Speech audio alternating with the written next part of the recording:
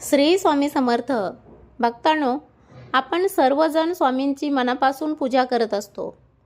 स्वामींची आरती ऐकत असतो. संकटात, दुःखात, टेन्शनमध्ये स्वामींचे नाव घेत असतो. तेव्हा आपल्या मनामध्ये धीर येतो, आपली भीती नाहीशी होते, आपले संकट दूर होते आणि आपल्याला फक्त एकच वाक्य आठवतं, भिवू नकोस, मी तुझ्या पाठीशी आहे. असं जर आपल्या डोक्यात फिट्ट बसलं तर आपल्याला कोणाचीच भीती नाही, कोणाचीच आपल्याला गरज पडणार नाही. कारण स्वामीने आपल्याला एवढा आधार दिलेला आहे की ते कोणीच देऊ शकत नाही.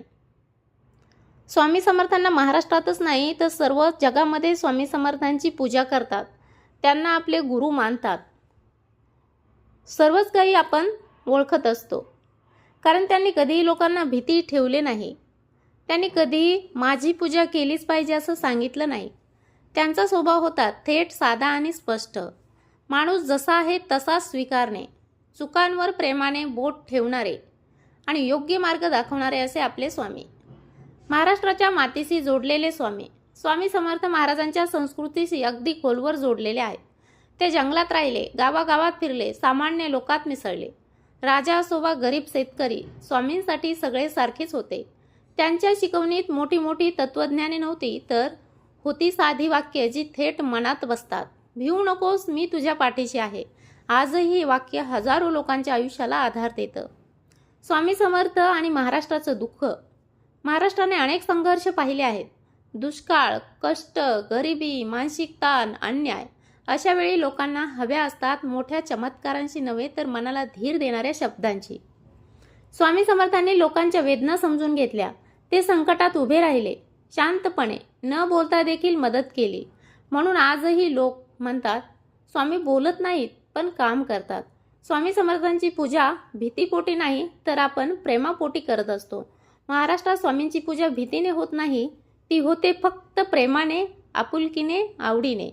लोक त्यांना नवसाला बांधत नाहीत तर मनाने जवळ ठेवतात.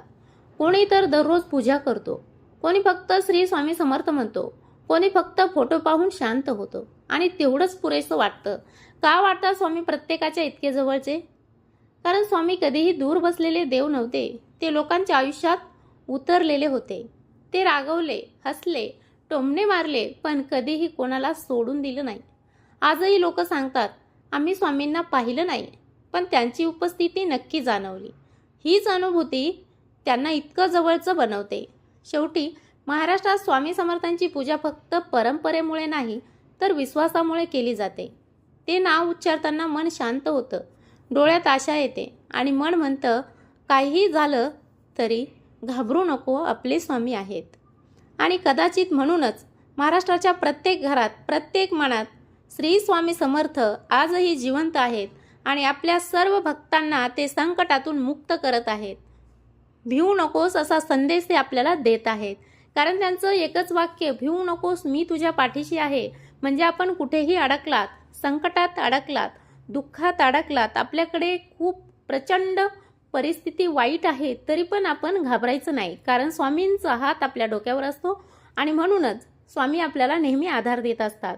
आपण फक्त प्रामाणिक राहायचं आणि स्वामींचं नामस्मरण करायचं. चमत्कार क्षणात घडतो. तेव्हा आपलं मन अगदी खुश होऊन डोळ्यातून अश्रू वाहून येतात. अरे, मी तर असा विचार पण केला नव्हता, पण जे होणारं नव्हतं ते झालं. म्हणजेच स्वामी अशक्य गोष्टीलाही शक्य करून दाखवतात. हीच तर आहे स्वामींची कृपा. तर मित्रांनो, असंच स्वामी सेवेत राहण्यासाठी आपल्या चॅनलला सबस्क्राईब करून ठेवा, म्हणजे दररोजचे नोटिफिकेशन तुमच्यापर्यंत येईल. धन्यवाद.